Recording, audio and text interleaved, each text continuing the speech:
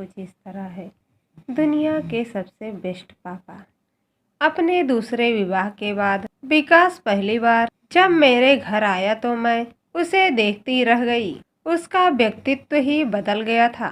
उसके गालों के गड्ढे भर गए थे। आंखों पर मोटा चश्मा जो किसी चश्मे वाले मास्टर जी के कार्टून वाले चेहरे पर लगा होता था, वैसे ही उसकी नाक पर टीका रहता था। लेकिन अब वह चश्मा व्यवस्थित तरीके से लगा होने के कारण उसके चेहरे की शोभा बढ़ा रहा था। कपड़ों की तरफ भी जो उसका लापरवाही भरा दृष्टिकोण रहता था, उसमें भी बड़ा परिवर्तन दिखा।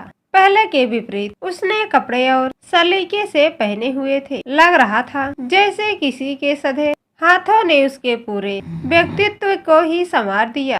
उसके चेहरे से खुशी झलक पड़ी थी। मैं उसे देखते ही अपने पास बैठाते हुए खुशी से बोली, वाह विकास, तुम तो बिल्कुल बदल गए। बड़ा अच्छा लग रहा है तुम्हें देखकर। शादी करके तुमने बहुत अच्छा किया था। तुम्हारा घर बस गया। आखिर कितने दिन तुम ममता का इंतजार करते रहोगे। अच्छा हुआ तुम्हें उससे छुटकारा मिल गया। उसके लिए चाय बनाते बनाते मैं मन ही मन सोचने लगी कि इस लड़के ने कितना झेला है। पूरे 8 साल अपनी पहली पत्नी ममता के मायके से लौटने का इंतजार करता रहा, लेकिन वह अपनी पत्नी के आगे उसकी जिद फीकी पड़ जाती। वह अपनी जिद पर अड़ी रही कि वह नहीं आएगी। विकास को ही अपना परिवार, जिसमें उसकी माँ और एक कुंवारी बहन थी, को छोड़कर उसके साथ रहना होगा। विकास के छोटे से घर में उन सब के साथ रहना उसको अच्छा नहीं लगता था। ममता की अपनी माँ का घर बहुत बड़ा था। विकास ने उसे बहुत समझाया कि बहन का विवाह करने के बाद वह बड़ा घर ले लेगा, लेकिन ममता को अपने सुख के सामने कुछ भी दिखाई नहीं देता था। उसके मायके वालों ने भी उसे कभी समझाने की कोशिश नहीं किया। विकास ने ममता की अनुचित मांग को मानने से साफ इनकार कर दिया, लेकिन ससुराल में जाकर ममता को समझाने में कोई कसर नहीं छोड़ी। अंत में वही हुआ, दोनों को तलाक हो गया। उन 8 सालों में हमने विकास को तिल तिल मरते देखा था। वह मेरे बेटे रवि का सहकर्मी था। अक्सर वह हमारे घर आ जाता था।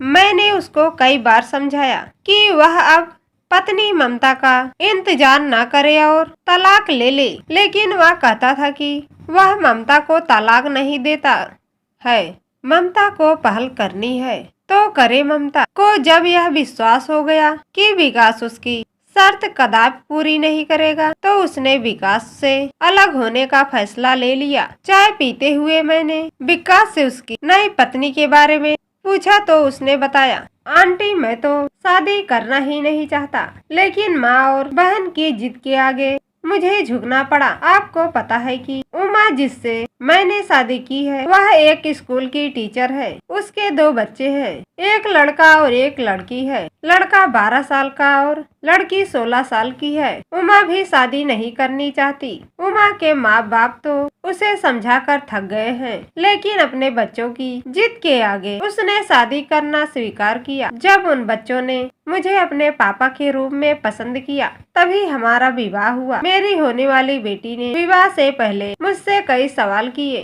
पहला कि मैं उसके पहले पापा की तरह उनसे मारपीट तो नहीं करूँगा। दूसरा, मुझे शराब पीने की आदत तो नहीं। जब उसे तसल्ली हो गई, तब उसने मुझे पापा के रूप में स्वीकार करने की घोषणा की। मैंने भी उनको बताया कि मेरे ऊपर जिम्मेदारी भी है। मैं उनको उतनी सुख सुविधाएं तो नहीं दे पाऊंगा जो वर्तमान समय में उन्हें अपने नाना के घर में मिल रही है। मैंने अभी बात भी पूरी नहीं की कि मेरी बेटी बोली कि उसे कुछ भी नहीं चाहिए, बस पापा चाहिए। मुझे पले पलाए बच्चे मिल गए और उन्हें पापा मिल गए। मेरा तो कोई बच्चा है नहीं। अब इस उम्र में ऐसा सुख मिल जाए तो और क्या चाहिए।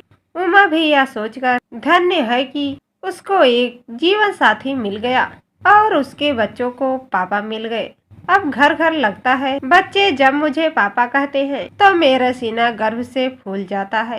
एक बार मेरी बेटी ने मेरे जन्मदिन पर एक नोट लिखकर तकिए के नीचे रख दिया। उसमें लिखा था कि दुनिया के बेस्ट पापा। उसे पढ़कर मुझे लगा कि मेरा जीवन भी सार्थक हो गया। उसने एक ही सांस में अपने मन के उद्गार मेरे सामने व्यक्त कर दिया। ऐसा कहते हुए उसके चेहरे की चमक देखने लायक थी। बात बात में जब वो बेड़े आत्मविश्वास के साथ मेरी बेटी शब्द इस्तेमाल कर रहा था, उस समय मैं सोच रही थी कि कितनी खुश नसीब होगी वह लड़की। लोग तो अपनी पैदा की खुशी अपनी पैदा की हुई बेटी को भी इतना प्यार नहीं करते हैं। मैंने कहा, सच में तुमने एक औरत और उसके बच्चे को अपना नाम देकर उनका जीवन खुशियों से भर दिया है। इस तरह से उनका नया जन्म हो गया है।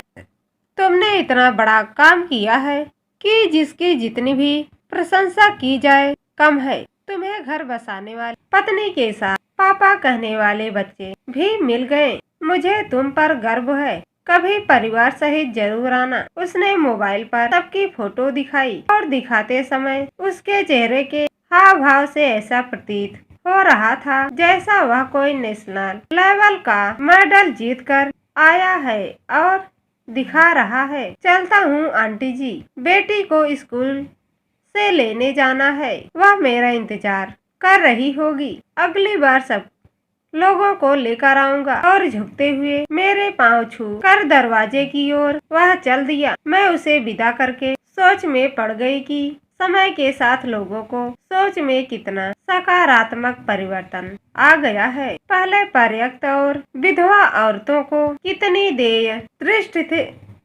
से देखा जाता था, जैसे उन्होंने ही कोई अपराध किया हो। पहली बात तो उनके पुनर्विवाह के लिए समाज आज्ञाकारी नहीं देता था और किसी तरह हो भी जाता तो विवाह के बाद भी ससुराल वाले भी उनको ताने मारकर उनको मन से स्वीकार नहीं करते थे। अच्छी बात यह है कि अब बच्चे ही अपनी माँ को उनके जीवन के खालीपन को भरने के लिए उन्हें दूसरे विवाह के लिए प्रोत्साहित करते हैं, जैसा कि विकास के साथ घटित हुआ है। यह सब देखकर मुझे बहुत सुख अनुभूत हुई है और आज की युवा पीढ़ी की सोच को मैंने मन ही मन नमन करते हुए आत्मसंतुष्टि का अनुभव किया है।